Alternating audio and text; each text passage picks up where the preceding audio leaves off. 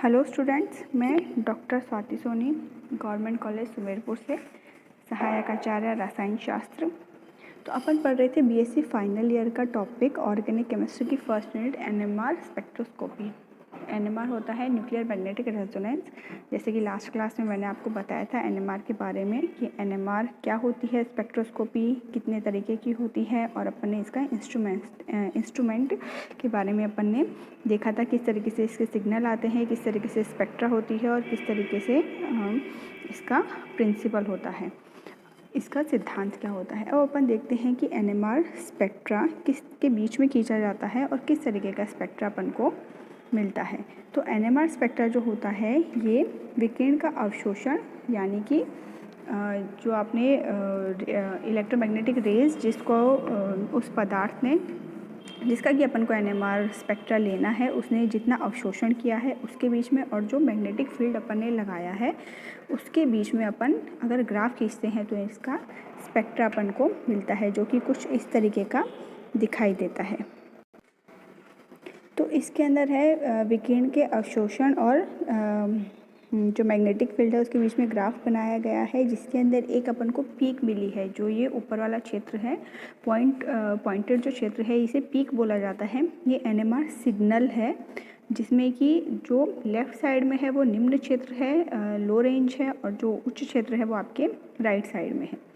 ठीक है, तो इसमें ये एनएमआर सिग्नल इस तरीके से अगर अपन स्पेक्ट्रा मिलता है तो जो भी पीक होती है किसी फंक्शनल ग्रुप की या फिर फंक्शनल ग्रुप के में प्रेजेंट हाइड्रोजन की, क्योंकि अपन H1 एनएमआर पढ़ रहे हैं तो हाइड्रोजन जिसका कि अपन को स्पेक्ट्रा निकालना है वो इस तरीके की पीक देता है।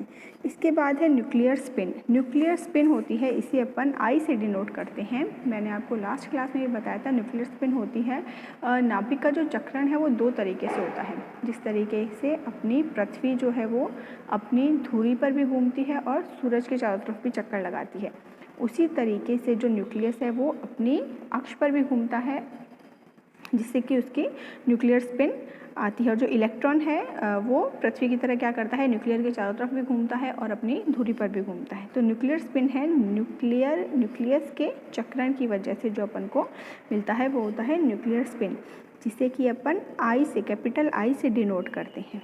अगर कैपिटल आई जो है ये भिन्न संख्या है, जैसे कि 1/2, 3/2, 5/2, तो ये क्या करते हैं, अपन को एनएमआर स्पेक्ट्रा देते हैं। ठीक है, लेकिन अगर भिन्न संख्या नहीं है, पूर्णांक संख्या है, जैसे कि 1, 2, 3, तो इनके एनएमआर तो ये देते हैं, लेकिन इनके जो एनएमआर स्पेक्ट्रा होते हैं वो क्या होते हैं, काफ़ी ब्रॉड होते हैं। जैसे अपन ने ऊपर वाले ग्राफ में देखा, इसमें क्या अपन को पीक मिली है, तो पीक मिली है इसका मतलब कि यहाँ इसका एनएमआर स्पेक्ट्रा जो है ये अपन को मिला है पीक के रूप में। तो एनएमआर स्पेक्ट्रा जो होता है वो पीक्स में अपन इसको डिफाइन करते हैं। लेकिन जिनके लिए न्यूक्लियर स्पिन की वैल्यू जो होती है वो भिन्न संख्या नहीं होती है, यानी कि पूर्णांक संख्या होती है, जैसे कि 1, 2, 3, 4 इस तरीके से, तो उनके एनएमआर स्पेक्ट्रा क्या होते हैं, चौड़े होते हैं, जो कि अधिक उपयोगी नहीं होते हैं। इसी तरीके से अगर किसी के न्यूक्लियर स्पिन जो है वो 0 है तो उनके एनएमआर स्पेक्ट्रा जो है अपन को प्राप्त ही नहीं होते हैं, क्योंकि एनएमआर स्पेक्ट्रा की शर्त यही है कि उनमें कुछ ना कुछ न्यूक्लियर स्पिन होनी चाहिए, और वो भी अगर भिन्न संख्या में है तो वो अच्छे यानी पीक के रूप में उनका जो स्पेक्ट्रा मिलता है, और अगर वो भिन्न संख्या नहीं है, पूर्णांक संख्या है, तो उनके एनएमआर जो होते हैं वो चौड़े होते हैं, जो कि अपने ज़्यादा उपयोगी नहीं होते हैं। अब कुछ एग्जाम्पल्स दिए गए हैं इस छोटी सी टेबल के अंदर, जिसमें कि अपन देख सकते हैं कि सबसे पहले है H1, यानी कि हाइड्रोजन एटम है, जिसमें कि इसकी आई की वैल्यू होती है हाफ, इसके ये आपको याद ही रखना पड़ेगा। उसके बाद है कार्बन 13 जिसकी भी होती है हाफ, फिर है फ्लोरीन 19 जिसकी भी होती है हाफ, फास्फोरस 31 जिसकी भी होती है हाफ, और फिर आता है बोरोन 11, इसकी होती है 3/2। तो ये अपने मेन इतने तरीके के क्या होते हैं, एनएमआर स्पेक्ट्रोस्कोपी पाई जाती है। जैसे कि अगर NMR जो है उसमें अगर हाइड्रोजन अगर अपन देख रहे हैं जिसका सिग्नल ज्ञात करते हैं अपन, उसी टाइप की वो स्पेक्ट्रोस्कोपी होती है। तो NMR स्पेक्ट्रोस्कोपी होती है जिसे बोलते हैं अपन H1 NMR यानी कि हाइड्रोजन NMR, जिसमें कि अपन हाइड्रोजन की पोजीशन देखते हैं, वो कौन से फंक्शनल ग्रुप से जुड़ा हुआ है, आसपास का उसका एनवायरनमेंट, केमिकल एनवायरनमेंट कैसा है, जिस तरीके से वो अपना, जिनके अकॉर्डिंगली वो अपना सिग्नल देता है। इसी तरीके से अगर अपन कार्बन NMR देख रहे हैं, C13 NMR देख रहे हैं, ध्यान रखना कार्बन 12 भी इसका होता है, लेकिन वो NMR नहीं देता है क्योंकि उसके लिए I की वैल्यू जो होती है वो हाफ नहीं होती है या फिर वो भिन्न नहीं होती है। तो कार्बन का जो 13 वाला समस्थानिक है वो क्या देता है आपको, आइसोटोप 13 वाला जो है वो आपको देता है NMR स्पेक्ट्रा दिखाता है। ठीक है, उसके बाद है फ्लोरीन 19 वाला दिखाएगा, फॉस्फोरस 31 वाला दिखाएगा और बोरोन जो है वो 11 वाला आपको स्पेक्ट्रोस्कोपी दर्शाता है। इसके बाद आता है टाइप ऑफ हाइड्रोजन एटम। अगर अपन H1 सिंपल जो होती है सबसे H1 NMR होती है, hydrogen nuclear magnetic resonance spectroscopy जो होती है वो सबसे सिंपल होती है, जिसमें अपन हाइड्रोजन की जो है उसका स्पेक्ट्रा देखते हैं या फिर उसके सिग्नल्स देखते हैं। तो देखते हैं अपन टाइप ऑफ हाइड्रोजन कितने प्रकार के होते हैं। एक होता है इक्विवेलेंट हाइड्रोजन, एक होता है non equivalent hydrogen. Equivalent hydrogen का मतलब होता है ऐसे हाइड्रोजन, किसी भी मॉलिक्यूल में प्रेजेंट ऐसे हाइड्रोजन जिनका कि समान इलेक्ट्रॉनीय वातावरण होता है, यानी उनका इलेक्ट्रॉनिक एनवायरनमेंट जो होता है वो सेम होता है, यानी कि उनके फंक्शनल ग्रुप भी सेम होंगे, उनके आसपास जो और हाइड्रोजन जुड़े हुए हैं या फिर और जो कार्बन जुड़े हुए हैं वो क्या होते हैं, सेम होते हैं, यानी कि वो क्या कहलाएंगे, वो इक्विवेलेंट हाइड्रोजन आइटम कहलाते हैं। और नॉन इक्विवेलेंट हाइड्रोजन वो कहलाएंगे जैसे कि अपने पास है, मान लीजिए एसिटाल्डिहाइड यानी कि CH3CHO, एसिटाल्डिहाइड है CH3CHO। तो CH3 का जो हाइड्रोजन है, CH3 के जो तीनों हाइड्रोजन है वो इक्विवेलेंट हाइड्रोजन कहलाएंगे, यानी कि उन तीनों हाइड्रोजन के जो है वो सिग्नल सेम होंगे और इनका इलेक्ट्रॉनीय जो एनवायरनमेंट है वो सेम होगा। लेकिन CHO इसमें जो हाइड्रोजन प्रेजेंट है, इसका और CH3 के किसी भी एक हाइड्रोजन का एनवायरनमेंट जो है वो सेम नहीं होगा, तो ये क्या कहलाएंगे, नॉन इक्विवेलेंट हाइड्रोजन कहलाएंगे। ये अपन कुछ एग्जांपल से देखते हैं। NMR सिग्नल देखते हैं, जितने NMR सिग्नल कितने आएंगे, जितने टाइप के हाइड्रोजन प्रेजेंट होंगे उतने टाइप के क्या होंगे अपने पास सिग्नल्स अपन को मिलेंगे। तो ये कुछ एग्जांपल दिए गए हैं जिसमें कि 1 NMR signal, same NMR signals आते हैं, यानी कि इक्विवेलेंट हाइड्रोजन प्रेजेंट है।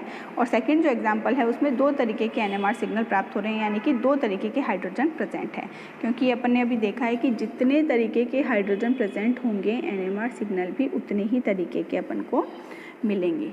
तो सबसे पहला है एग्जाम्पल, देखिए आप, इसमें ये है आपके साइक्लोब्यूटेन।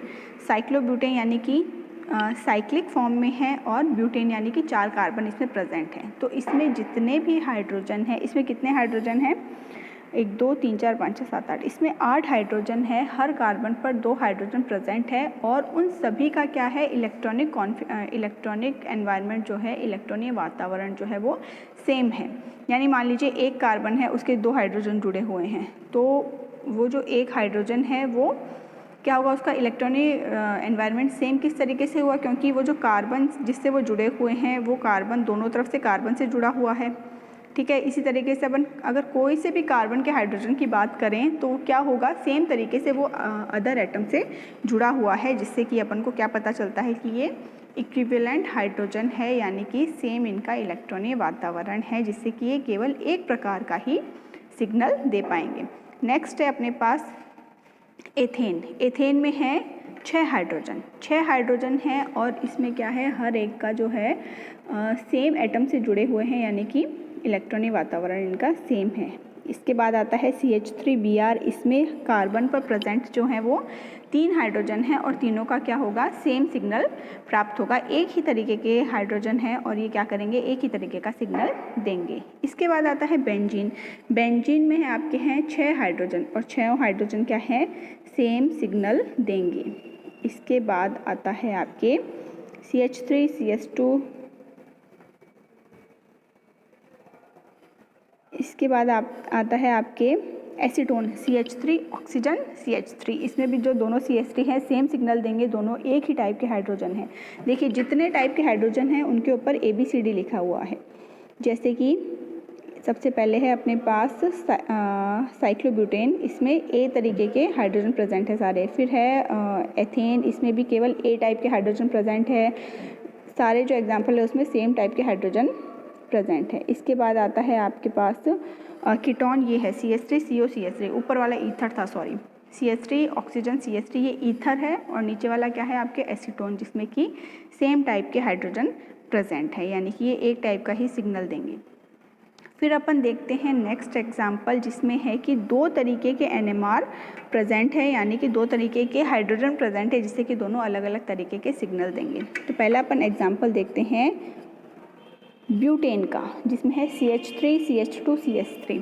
इसमें दो तरीके के हाइड्रोजन प्रेजेंट हैं, और वो किस तरीके से हैं, दो तरीके के हाइड्रोजन, जो कॉर्नर के तो दोनों CH3 हैं, उन दोनों का जो है सेम इलेक्ट्रॉनिक वातावरण है, इलेक्ट्रॉनिक एनवायरनमेंट सेम है, क्योंकि दोनों में कार्बन है और दोनों ही 3-3 हाइड्रोजन जुड़े हुए हैं, और एक बीच में CH2 है जिसका कि अलग सिग्नल प्राप्त होगा, क्योंकि ये इनके तरीके का नहीं है। दो कार्बन है, जो फर्स्ट वाला कार्बन है वो केवल एक कार्बन से जुड़ा हुआ है, और जो लास्ट वाला कार्बन है वो भी केवल एक कार्बन से जुड़ा हुआ है। लेकिन जो बीच वाला कार्बन है CH2 वाला, वो दो कार्बन से जुड़ा हुआ है, जिससे कि इनका इलेक्ट्रॉनिक एनवायरनमेंट जो है वो चेंज हो गया है, इसलिए ये दो तरीके के हाइड्रोजन इसमें प्रेजेंट है। फिर आता है CH3 CH2 Cl, इसके अंदर भी दो तरीके के हाइड्रोजन होंगे।